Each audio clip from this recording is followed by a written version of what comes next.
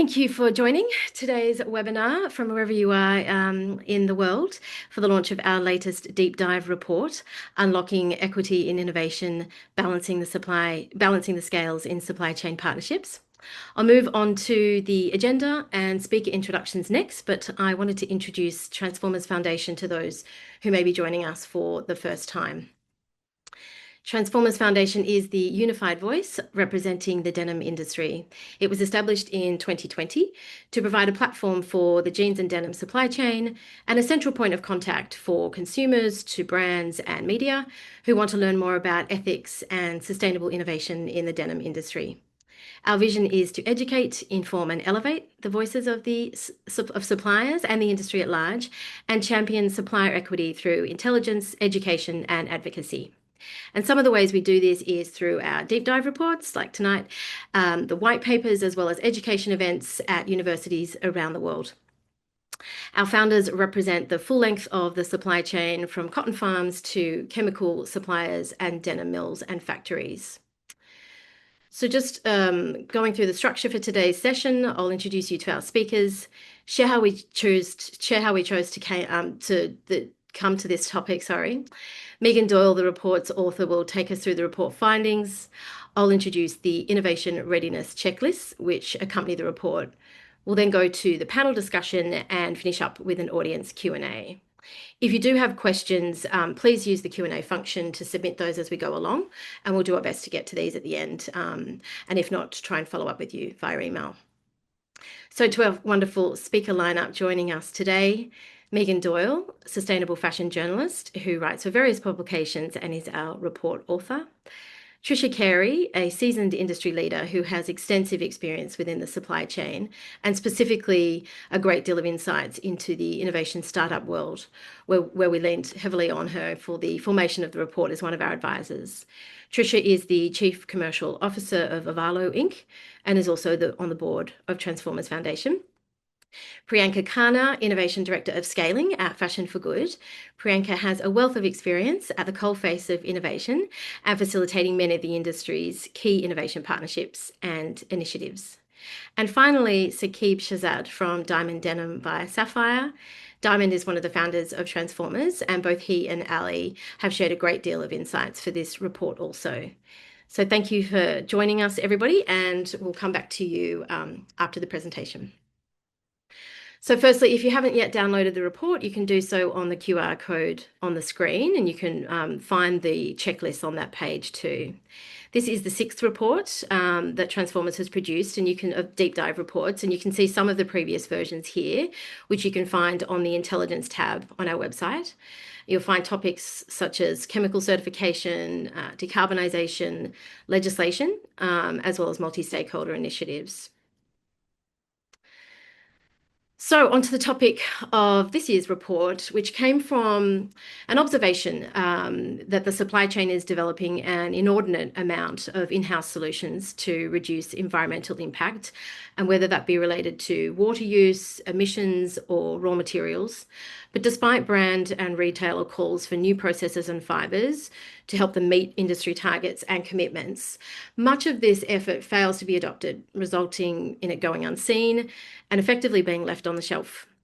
And we'd also learnt about the considerable spend at facility level that goes into this R&D and the struggle to gain buy-in, even as these deadlines and climate crises come sharper into frame.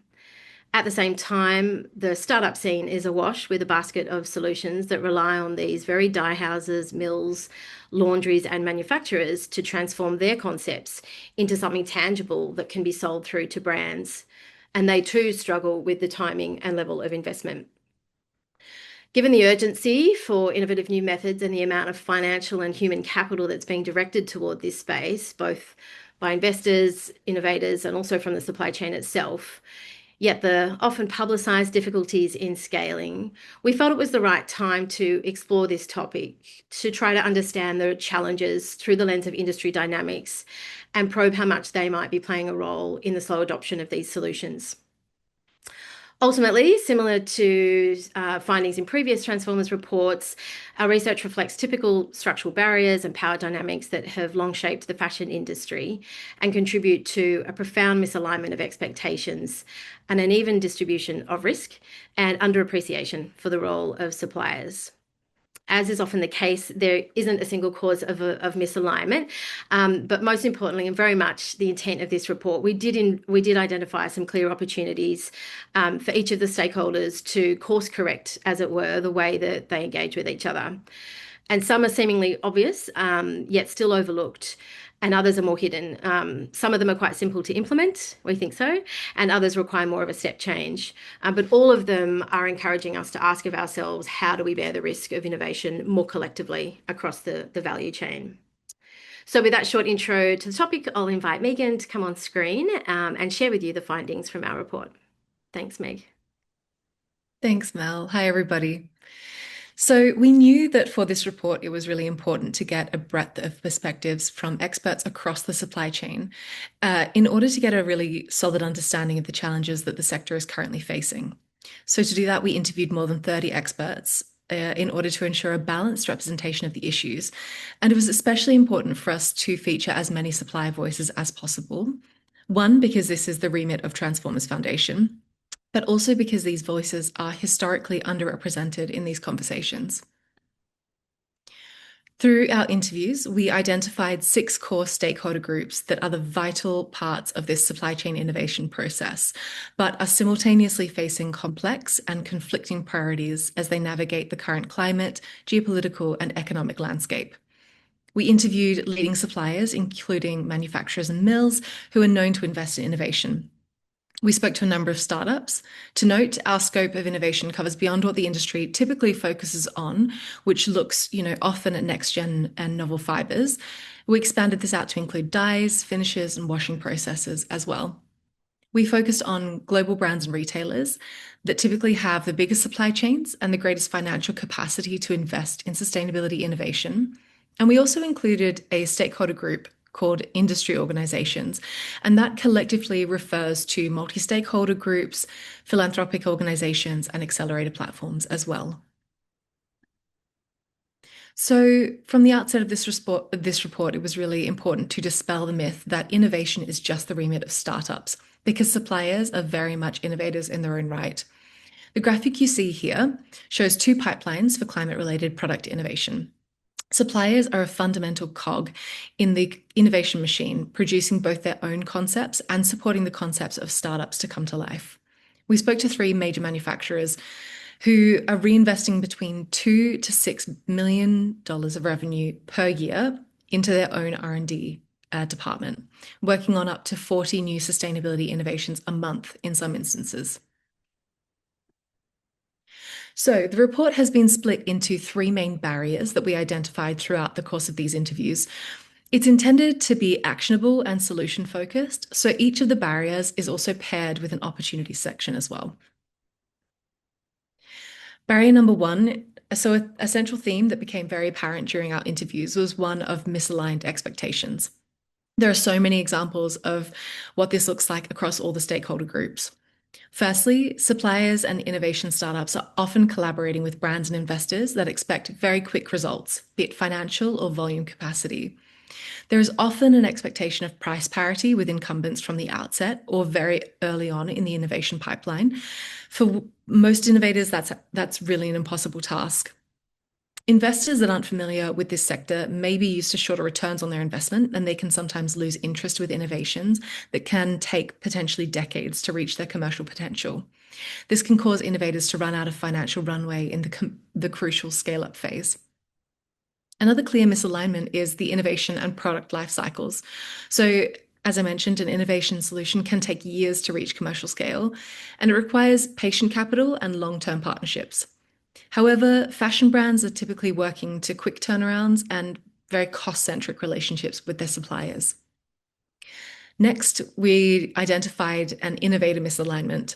So we spoke to several startups founded by industry outsiders, often from academic backgrounds, who lack the support structures, the relationships, and the knowledge to build out innovations that are truly in line with what the industry needs. For example, we spoke to an innovator that was based out of a university that hadn't yet been able to visit any suppliers that would, in theory, be using their solution. So to us, this speaks to a lack of business development expertise that slows down the integration within the supply chain. Finally, we found that many brands have been stripped of their knowledge, their relationships, and their familiarity with supply chains due to rampant outsourcing. So our interviewees told us that the natural consequence of often cost-cutting exercises means that there are fewer technical experts within brands that really understand the work, including the timelines and costs associated with R&D. This has left some brands ill-equipped for handling supply chain innovation. This graphic demonstrates the innovation valley of death, which is a very dramatic name for the gap in funding that often means the failure of innovations. So we discovered that there are many early stage investment opportunities and accelerators to support the conception of an innovation, but that funding can dry up during the commercialization phase. The closer to scalability the solution becomes, the more heavily scrutinized it is by potential investors. A technology innovator that we spoke to told us that despite their technology being ready to scale, they found that most financing options were open to seed stage innovators, trying to get a concept off the ground, but not to fully fledged businesses. And that's what you can see here is this valley of death where the funding dries up right when they need it the most. Okay, so what's the opportunity here? It's all about closing the gaps in knowledge that riddle this innovation system. Stakeholders simply don't understand each other, and we believe that the onus doesn't fall on one group to close those gaps. It really is everyone's responsibility. So firstly, we recommend bringing top decision makers to the table.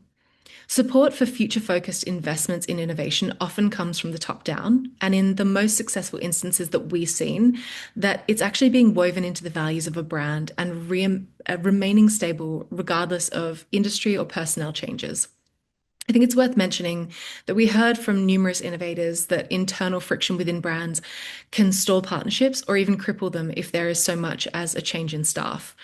That can mean wasted efforts and precious time lost. Suppliers also get caught in these situations with their own solutions as well. Secondly, we recommend to get on a plane and meet your supply chain. Face-to-face engagement is really undervalued as a tool for alignment.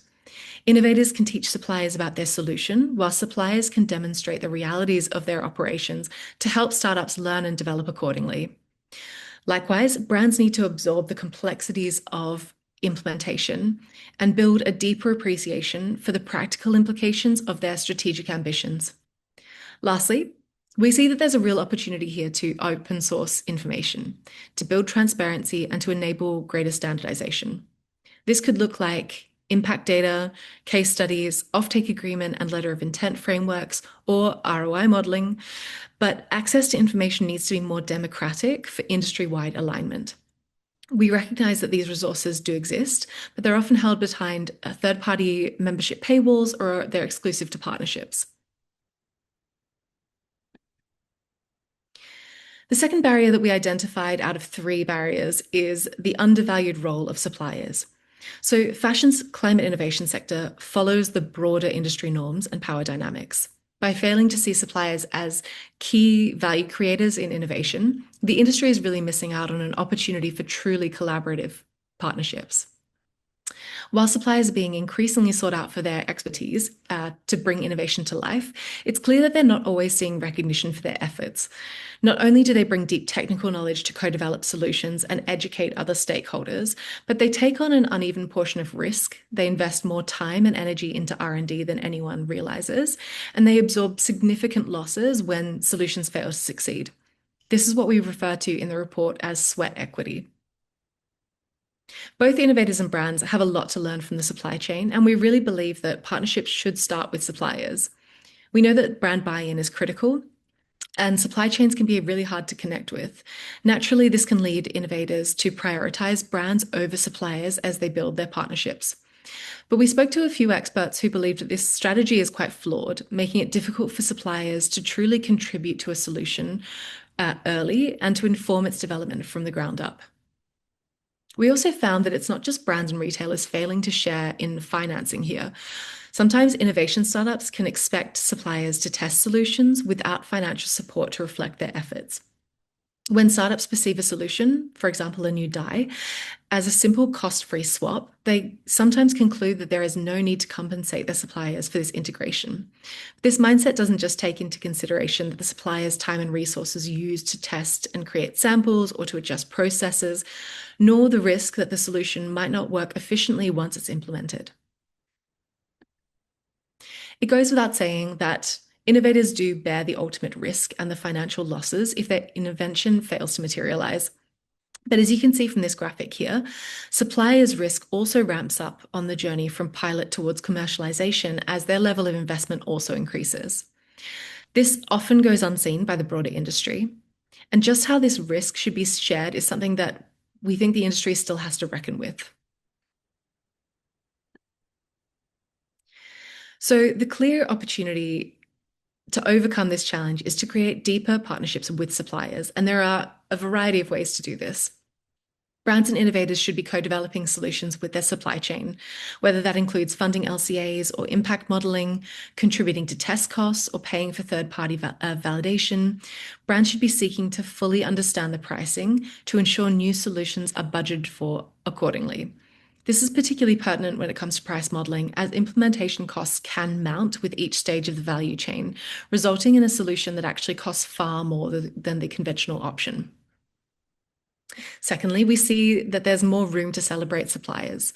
Typically, brands have a greater name recognition than suppliers among the wider industry. And there's an opportunity there to really highlight strategic partners through announcements about offtakes, pilot projects, capsule collections, and investments.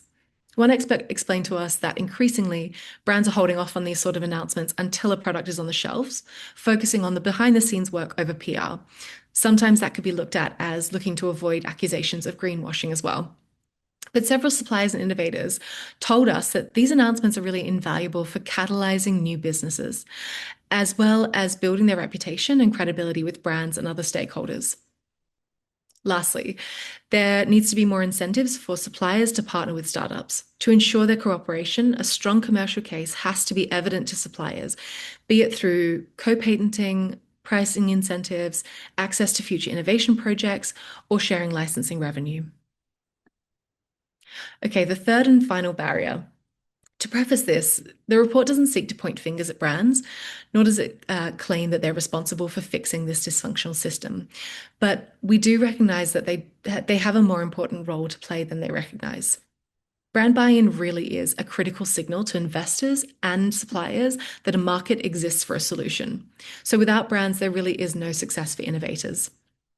Brand demand pulls the rest of the supply chain into alignment. All stakeholders are looking to brands for their commitment signals. But we also understand their reluctance to dive headfirst into the world of innovation because there is a real possibility of betting on the wrong horse. Risk takers face greater attention, pressure, and scrutiny from the rest of the market as well. Letters of intent and offtake agreements can help bridge this gap, but adoption and transparency of offtakes is still quite low, we found. It's clear that offtakes present another knowledge gap for the industry, and they are underused and misunderstood because often their terms are confidential. The experts that we spoke to say that it's not about getting all brands and retailers on board with these types of agreements or making them the new standard for all innovations to succeed. In theory, a few key leaders signing offtakes should catalyze other brands and retailers to agree to volume commitments and in turn other suppliers, setting the commercial scaling in motion. The industry could really benefit from greater transparency and visibility of these to increase familiarity with the typical terms of these sorts of arrangements. To support innovators through commercialization, stronger commitment also means capital. Volume commitments are needed to drive momentum and confidence when innovators face the true test of scaling up their solution. But as the risks, costs, and commitments increase, this is where we see brands sometimes taking a back seat. Several innovators and suppliers told us that brands are often unwilling to pay these premiums, even when a solution is ticking a lot of other boxes for them. So brands and retailers are leaning out when it's time to lean in, but everyone has a role to play in changing this behavior. Innovators need to demonstrate a stronger business case for brands and retailers and their suppliers as well. It's evident that adoption has to tick multiple boxes to be considered a strategic business decision. Sustainability simply is not enough anymore. Innovators bear the responsibility of building a holistic business case that taps into the various priorities of a brand, and that includes cost neutrality, regulatory compliance, reputational risk, customer engagement, and also environmental impact. Brands should be looking at the financial levers that can be pulled to absorb and offset unavoidable premiums. Solutions need time to climb down the cost curve, and they should expect that this is going to take a few years.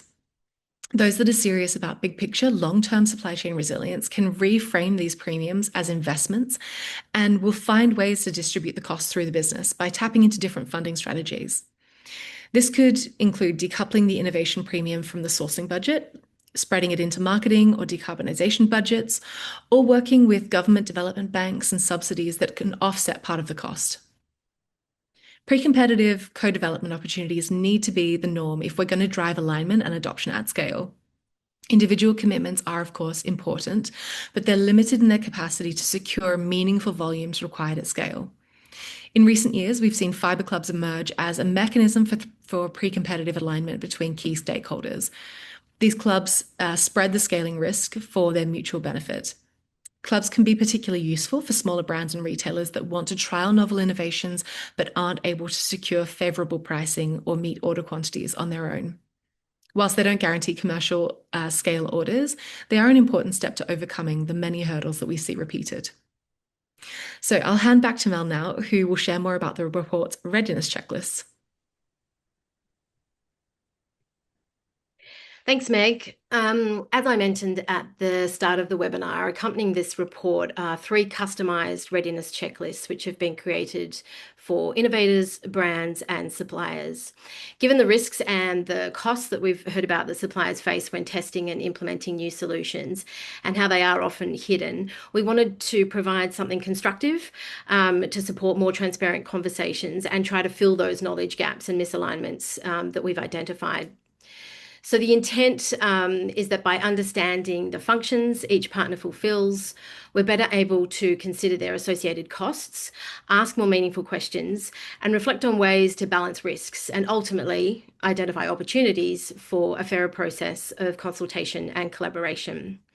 They are not a tick box exercise, despite the fact that they do have tick boxes in their design, but they're rather designed to generate conversation, to shift the way that we think about seemingly innocuous requests, and ultimately put ourselves in each other's shoes to consider any potential negative impacts that can arise out of these structural barriers and come up with pathways to avoid them. So they include sections on financial and partnership considerations, as well as project evaluation and technical readiness. As an example, sections for suppliers and brands include exploring a startup's experience with the fashion sector, their level of expertise from finance to business development, not just their technical prowess, and importantly, their level of engagement with the supply chain itself, which helps to understand if solutions are being co-developed and informed by suppliers. Elsewhere, brands are encouraged to reflect on their capacity to partner effectively, whether that's through pricing strategies for innovation premiums or ensuring internal alignment between cross-functional departments, and critically, whether there's a C-suite and leadership commitment and buy-in. We heard about that internal friction before, which came up quite a bit. We've learned that without deep consideration for each of these factors, precious time and resources are being wasted. And whilst the world of innovation is all about breaking new ground and iteration, there's a host of assumptions and unknowns that we believe can be filled if there is the intention to do so. So we really encourage their use, particularly at the commencement of any partnerships, so that greater understanding from which to shape the adoption of new solutions can arise, and very open to feedback. So Bronwyn, that's it for the slides. If we can bring up the panel on the screen, please. Everyone can turn on their cameras.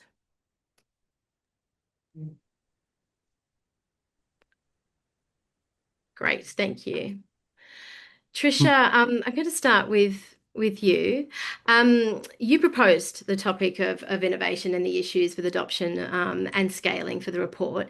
Given your experience with both a fibre startup and a legacy fibre brand, what did you learn from the report findings? And was there anything that you found surprising, but also most useful that you can apply going forward? Yeah, Thank you. Thanks, Mel and Megan. Congratulations. Great job on the report. And I think, this is something that Transformers really is proud to be able to put out to the industry. And as we look at various topics, this one stood out as one that was broad reaching across many different areas. And I think, after many years of working with innovations, whether it's an incumbent or a younger company scaling up, there's a lot of learnings. I think the report for me just compiled everything in a really concise, clear way. Great job on doing that for Mel and Megan, making it very clear from the perspective of each point of view of everyone around the table. But I think what really struck me the most was some of the comments from the suppliers and where they view themselves. Too often we talk about the brands or we're talking about the innovators, but we forget about what's in the middle and how they really are the value player to make it happen.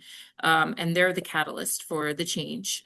Hearing their voice within this report and a lot of the quotes that came out was really excellent to hear. So I think while many of the learnings that you put together, they're very basic in a way, like we know this, but the way that you were able to compile it, and I've often felt in many ways it is a back to basics on communication, things like going to visit suppliers, how we need to work in business is so important. And maybe we forgot some of that during the pandemic. That's true. I think that point came up about visiting suppliers. It seems so obvious, doesn't it? Don't hold all your relationships over Zoom. Yet here we are. Saqib, the report highlights the hidden costs, and as one supplier called it, the transition risk of testing and deploying new solutions. Can you provide some examples of what the types of costs are that are incurred and those risks that you feel? And whether you can sort of share what do you think it would take for suppliers to more proactively bring these costs to light, hold these conversations more openly so that, there is greater understanding of what the supply chain is undertaking.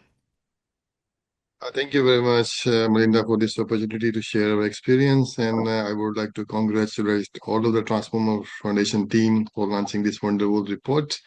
Yes, typically in this report, the supplier base bears significant and pricing and often invisible costs that testing involve in developing a new solution. There are some of the key points that I highlighted during the discussions. The first point is linked with the production disruption and opportunity cost, because brand, whenever they're sharing their expectation from the supplier, they are playing with the different moods. They don't understand actually what's happening in the supplier side. So we are dealing with pilot testing, sampling. We are doing the trials and sometimes interruption with the normal production. So whenever you are developing anything in your R&D department and then you are going to scale it up for the production, there are different challenges that we need to face.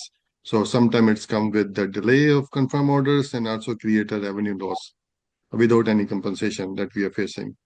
The second point, when we are doing in-house R&D and the technical labor that we are facing, many suppliers invest millions annually in internal R&D teams, process adaptation, troubleshooting, and staff training.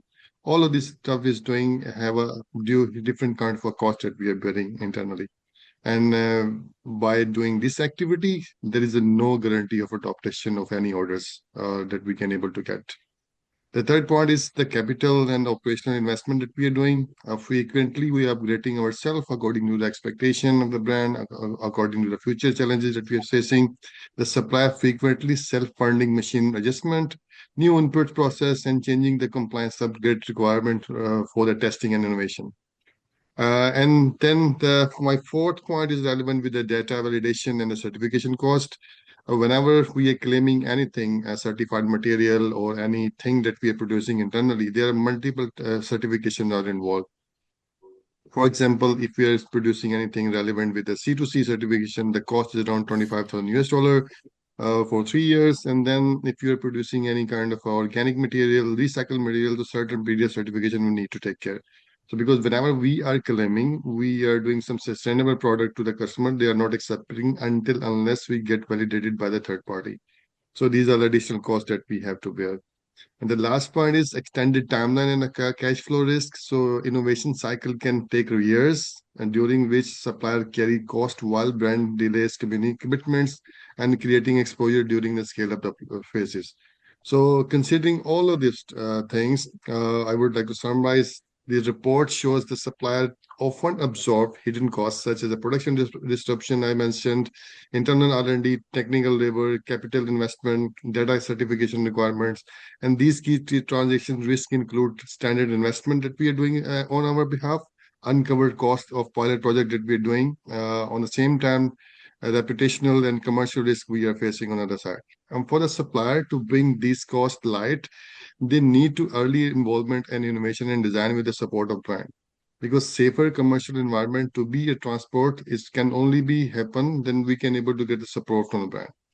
And a formal mechanism to scope these costs upfront. More broadly, the most important shift need to move from short term to the transactional pilot for the long term. Co-design partnership where the supplier are tested the strategically value can create a more valuable solution. Because the designer that is belong from the brand side, they have a different mindset, different strategy, but the activity we are doing in the factory, we have to face different kind of a challenges. So these are some of the costs that we occur during the whole sessions.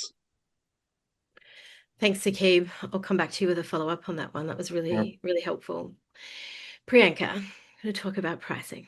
A consistent theme that we heard in the interviews was how misaligned, obviously, the worlds of innovation and fashion are.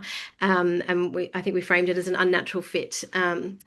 Each of the different stakeholders obviously feels this misalignment in different ways, but one of the biggest barriers to scaling is pricing and that pursuit of cost neutrality, which really, obviously impacts the innovators as well, but suppliers quite profoundly as they're already under, downward pressure on margins. How can we collectively do a better job at bringing brands and retailers along on the costing journey to communicate why innovation carries a premium, why it's so critical that they share in that risk of scalability, at least initially? Thank you. Super interesting question. This is, I think, what we live and breathe every day. But maybe very quickly also want to congratulate you all because I think it's a fantastic report and really actionable as well. Coming back to this topic, I think maybe I'll begin from where Saqib left, that really the challenge of the industry, even before we come to the pricing point, is the way the industry model is set up, where supply chain and brands are still looking at this vendor relationship or buyer-seller relationship versus having strategic partnerships where there is security and longer-term partnerships that assure that just you can invest in 2 to 3 years of innovation programs because the relationship is longer than that. And I think that's where the big problem comes in. Bottom line, as you are absolutely right, the demand for price parity, whether it's material, whether it's machinery, is right from the start, and which is completely opposite to the principles of scaling in general for any kind of innovations, not just in fashion. There are always at the start when you begin or start a company, it takes time to get to economies of scale. It takes time and energy and cost to actually integrate into the supply chain. So everything that Saqib said earlier, we think of that as integration into the supply chain premium, because there is, as Saqib very nicely mentioned, that all these costs, longer term costs that are required to be borne, that's one part of the premium or price increase. And the other part is the innovation cost itself. Because at the start, before economies of scale, or because of the nature of business, they will always be costly. So these are technically the two premiums that we have to tackle. And sometimes a third one, which is more the sustainability premium, which sort of comes in when the demand is so low, when the product is so tiny and you're putting so much R&D there, then you also want to upcharge for some of these materials more because you can and because it's sustainable and smaller. And that's the part we want to fully eliminate, because these products shouldn't be considered sustainable. They should be considered as business as usual products now. So I think a lot needs to be done to tackle both these premiums. And it's not to say that we will immediately get to price parity, but it all begins with transparency, both on the cost side as well as the effort side. I think it would be fantastic at what Saqib just said if we could replicate that with every brand team and just have him share this with every single brand team. Because the bottom line is, even with all the transparency efforts, a lot of the industry still doesn't know their own supply chain. They don't have the granular knowledge of what the supply chain does, what parts of the supply chain, where does the cost go up and down. So that, I think, is a big knowledge gap that needs to be bridged. And that needs to happen in forums like this. That needs to happen in reports like this, because there are no other ways. We know a lot of brands are starting to operationalize education within their supply chain, like within their teams, for how the supply chain is, and understanding and learning them more by creating broader visits. Really, visits is a very key part. But then once the transparency is there, and I think it's really around using mechanisms like Fiber Club, like you said, where you aggregate volumes to share the risk across all brands, because no, not every brand can take the burden of risk fully themselves as well. And if there is a strategic partnership with the supply chain, there can be a longer term agreement to say, if all works out, this is where the cost is shared, because we're all moving towards a final goal. So I think there are now mechanisms that are starting to arrive, that's starting to take shape, like Fiber Clubs, like our price parity toolkit, and many others, where lots of brands are able to align on specs, are able to align on volumes, on the material types, and able to quickly bring these technologies to market and really drive the cost down. Because otherwise the cost to the industry is quite high, because it's not just about innovations that not making it, not getting in financing because demand signal isn't there, but also the industry goals, because legislation keeps moving and industry goals are getting stronger and stronger, and yet we are not seeing enough momentum on the demand side. So somewhere there is misinformation and misalignment within the leaderships in general to say how much energy, effort, and costs can be put into this transition of our supply chain or our materials towards more sustainability. So yeah, I think that's the critical aspect. No matter what, the industry will have to do something. What we observe nowadays is the industry waits for incumbents, especially the bigger suppliers, to actually take risks and incorporate some of these innovations. But the more and more we speak to them, whether it's all through Asia, we realize that they're also waiting on demand signals. So they're not going to solve the problem. You still need the demand to come together. And that has to be a function of equal information throughout. So many things you picked up there, talked about there. It's, yeah, something was ringing in my ears about that sort of cat and mouse, like you said, they're even the biggest players, the leaders in the space, but they're still waiting for those signals. And then, I can't remember how you phrased it, Meg, but the investors are also sitting there waiting for their green light. So everyone's kind of sitting there ready to go, kind of not realizing that, if you need to push that domino, the next one has to fall. So, yeah, I wanted to just quickly ask you about the Fiber Clubs as well in terms of the pricing. Do you think that, do you envisage that they will be broadened so that SMEs can play a role and not those, bigger forward leading, brands that are sort of part of those at the moment, but that the rest of the supply chain, both smaller suppliers and smaller brands, will be able to leverage that? Yeah, unfortunately or fortunately, that's also been set up as a brand first initiative to pool volumes and get brands to create demand. And it is targeted much more towards medium segment brands, small and medium brands that are not able to meet some level of minimum quantity requirement. And because maybe the fiber specs is smaller, maybe they want to take smaller risks. It enables smaller risks taking for these brands, but it does contain the specs, and it really just narrows down the supply chain quite a lot to be able to pool enough volume with one supplier, one strategic supplier at least, to be able to create that economies of scale that are required. Thank you. And yeah, as this evolved, I think we're on 4th or the 5th Fiber Club. This year, we aspire for at least 8 or 9 more and really pool, let's say, 30 or 40 brands together into various technologies. Great.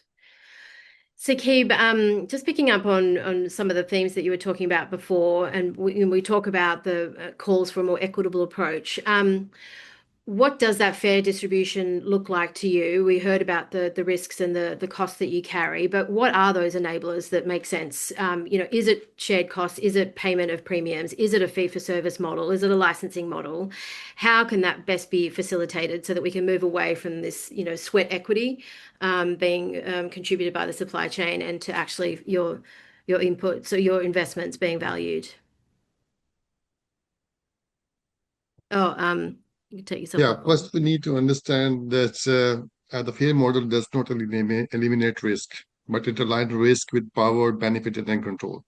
The first thing that we consider into it, the supplier are not expected to self-funded innovation without credible demand signals. This is the first thing. The second important thing is the early stage and scale-up risk are shared across brand, innovator, and investors. So this is also linked with the demand that we are expecting from there. A supplier had compensated for testing, disruption, and early kind of adaptations are not being rewarded as it is materialized by the supplier side. So any kind of a changes that we're doing in the facility in terms of the testing or the repetition of the works, all of the charges that we have to bear into it. The best model could be according to the cost share model, like the brand and innovator co-funded pilot project and trials and the process changes that we can do in the facility. And the second important point is the payment premiums. So premium cannot be considered until unless we are providing some additional things to the brand, or the price premium for innovators and preferred material signals value only offers when higher cost is involved. So these are things with the payment premium. So sometime the free for service model also being carried out. From supplier are being paid for R&D. We are doing sampling, testing, validation of the work, separate innovation we are doing in the facility, and we are already investing on different international experts who are providing some consultancy support or also doing some activity in the factory that also we are considering our side. So offtake agreement or the letter of intent can be considered into it, even though the partial or the conditional commitment reduce uncertainty and unlock supplier investment, and that can also support us for this innovation. Then the aggregated demand approach could also be one of the reasons, like the Fiber Club we just discussing about it, pooling the brand demands, reducing the first move risk for the accelerator or the scale per type. So these are the things that we can consider into it.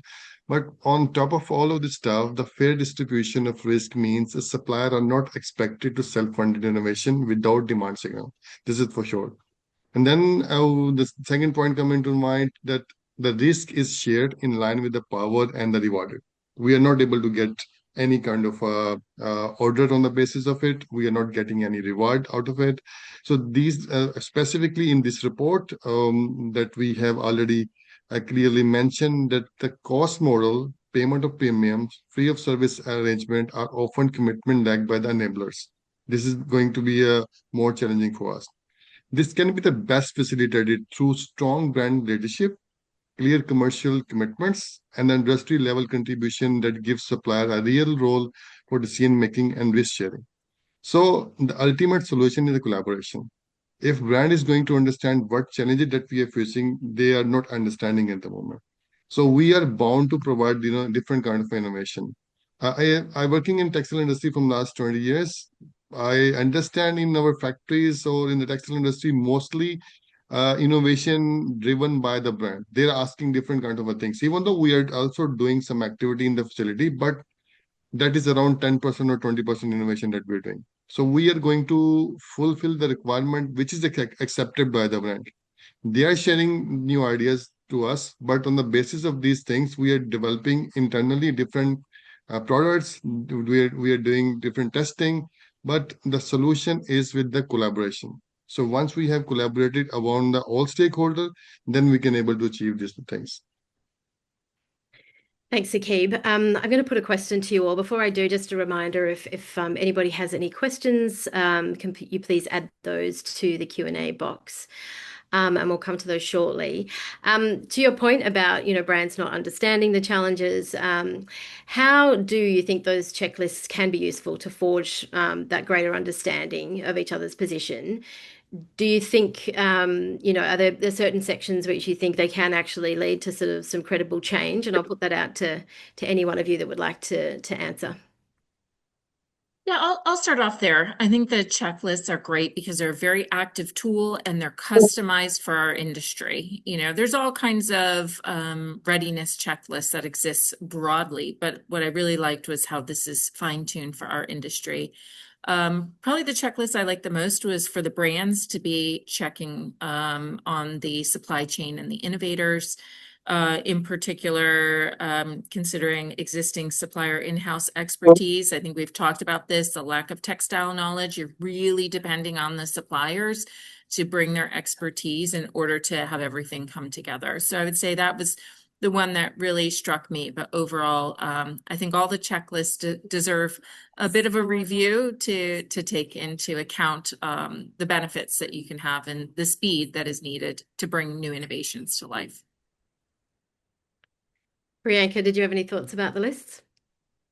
Yeah, I completely agree with Tricia on the brand side. I think I would also say, and I think all three of them are great.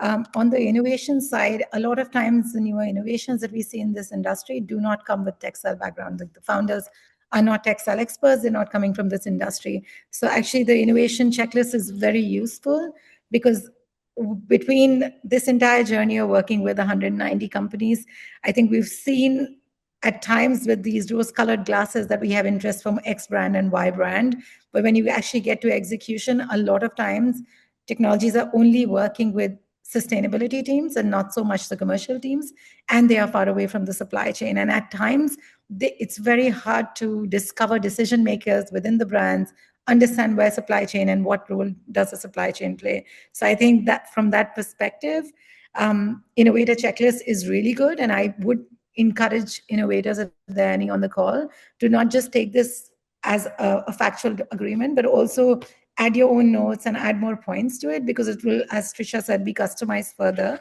based on your particular use case. And this should really be a decision-making factor, because a lot of times that when the deals fall through after 1 to 2 years of development is because of not having enough buy-in, knowledge, or connections with the supply chain. So we have now years of experience learning that things can fall off any minute, and when you are really trying to work with this ecosystem, you need everybody on your side. You need champions within brands, which potentially could also change, but you also need champions within the supply chain.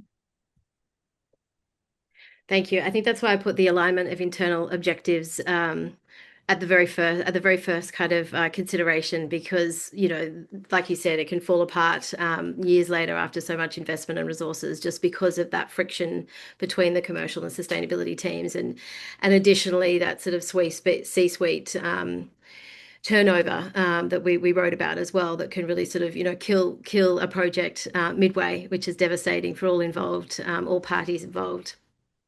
Does anyone want to have any more last final say? Oh, we've got lots of questions coming through about the checklist. So if you're okay, we might move on to the Q&A section. Just navigating here. Okay, so we've got one here. How is the cost shared down to the innovators? If the suppliers are being forced to do things free of charge, and then this all gets pushed down to the most vulnerable of the group, the innovators. The innovators are often pre-revenue. At least suppliers already have a revenue stream from the brands.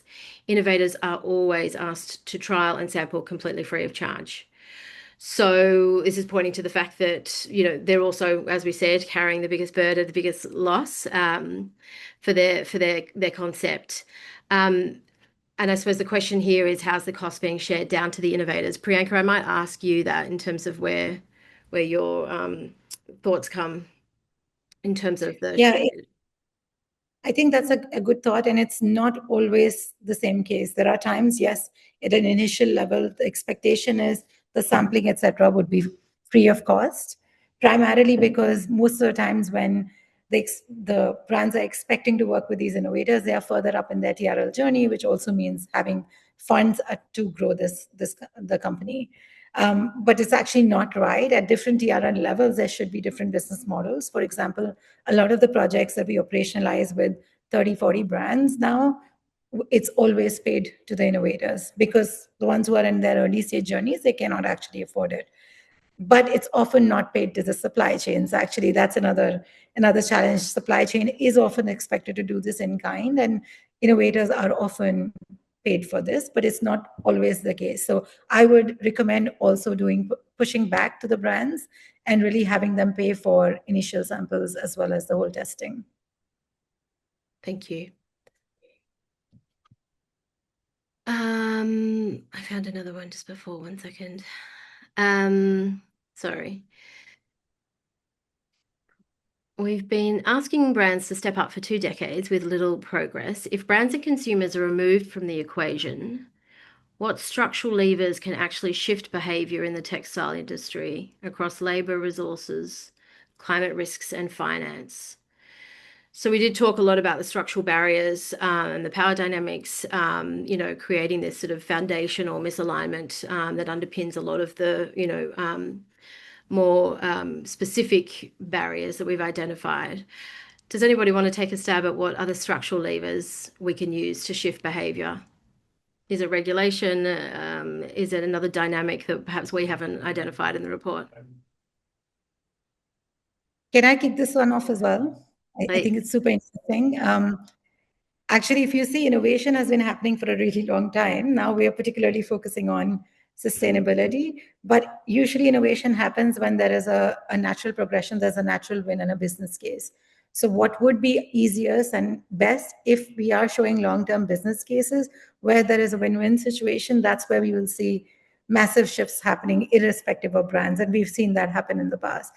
If you look at all of the investments that has happened in cleaning out water, there's actually been a lot of benefit in the supply chain to actually go ahead and invest in it themselves, even when earlier stages, even in new innovations. Ideally, we are able to replicate that, but unfortunately, a lot of the things that we see now require a huge amount of upfront investments without necessarily a clear-cut business case in the longer run. And maybe that's also something that is a problem statement for innovations in general. And also regulation, I completely agree with Melinda, is a very, very big role. If brands weren't there and if there was just regulation that was pushing towards some level of emissions and water, then it would move much faster. Yeah, we're still largely reliant on voluntary ambition and voluntary commitment, aren't we? Just to follow up on that, there's a question here about how long it actually takes for a brand to evaluate a sustainable solution and incorporate it into a pilot and regular production. I think it's a really useful question given where you sit and how many different projects and pilots you've sort of helped facilitate. Is there an average length of time from the approach of a startup to when you've actually sort of, been able to get to a pilot? And what that kind of looks like. How long are you seeing it take?